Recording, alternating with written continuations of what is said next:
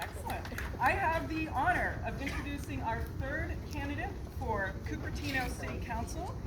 Every once in a while, someone special comes along whose brilliance, intellect, and energy catalyzes a movement to create change. We have that incredibly talented person in our intrepid Vice Mayor, Dr. Liang Chow.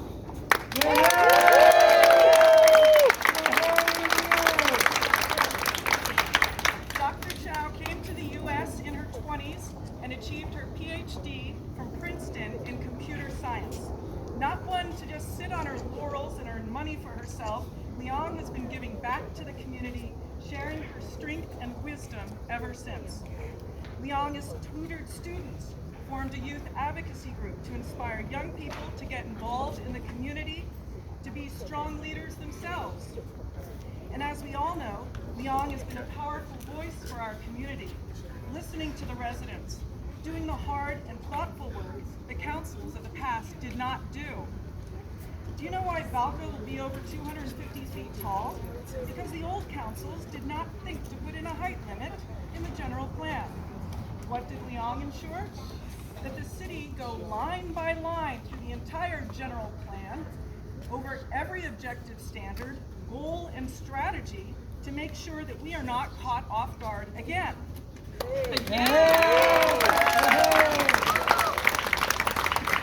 I spoke to a former mayor a couple of months ago, and he said to me that the council used to be fun when he was on it.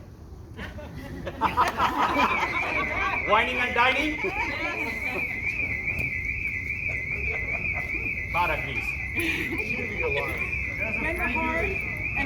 When the hard and thoughtful work that needs to get done isn't being done, when developers are being carelessly handed whatever they want, when policies are not being put in place, and when a 14-year embezzlement is going on under their watch, having a fun council is nothing to be proud of.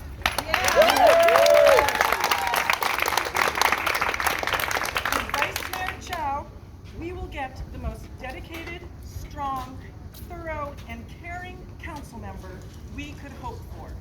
Without further delay, please welcome our intrepid Vice Mayor, Dr. Liang Chow.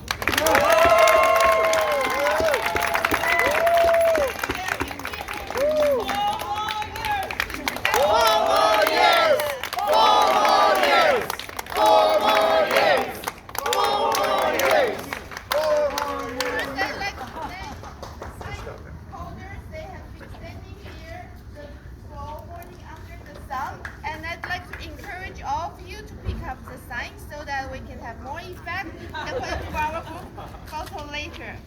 So there's Liang with her details. Yeah, I'm always the campaigner. This is where we started back in 2014 when I first attended a city council meeting. I had no idea what the city council even does. And then we are here again. But then this is a different world.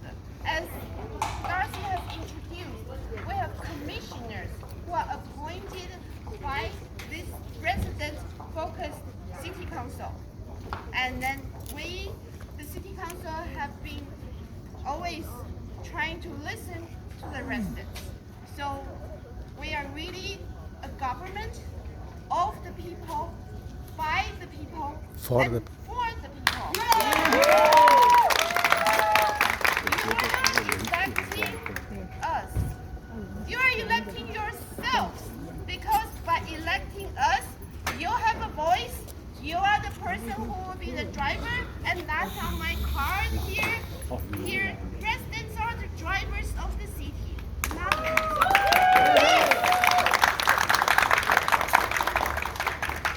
So we need all of you to help get us elected, but remember you are working for yourselves. Yeah. Yay!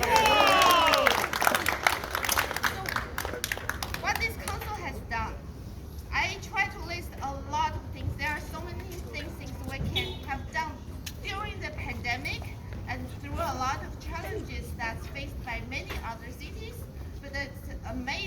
how much we have done the library expansion. We have so many bike paths built. We have done a lot of projects in the parks. However, we have adopted the bird safe and dark sky ordinance. We have adopted policies to ban vaping so that we can keep the kids safe in school. And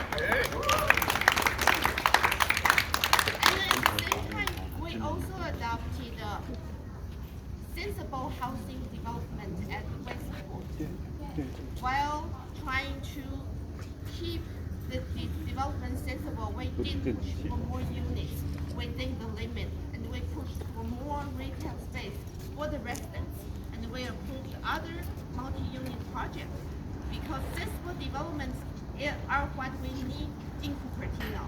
And by approving those, we can keep the mega projects out of Cupertino.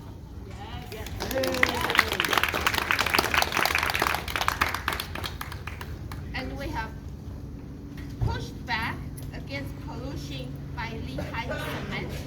As a result, the county is now also following our leadership and are pushing back against Lehigh. We might now have a possible viable path to convert Lehigh to different uses.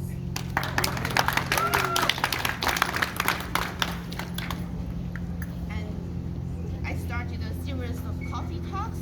We pushed for fiscal responsibility through internal audit, so we really know where our money is spent, and so that we adopt effective policies that actually work. But my work is done. I feel like there is still a lot more I want to do. As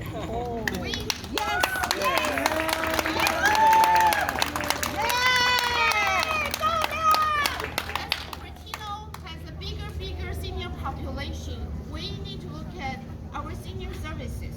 So this year we are conducting a detailed survey so we can really understand different sectors of senior population, what they need. Most of them are going to be aging at home.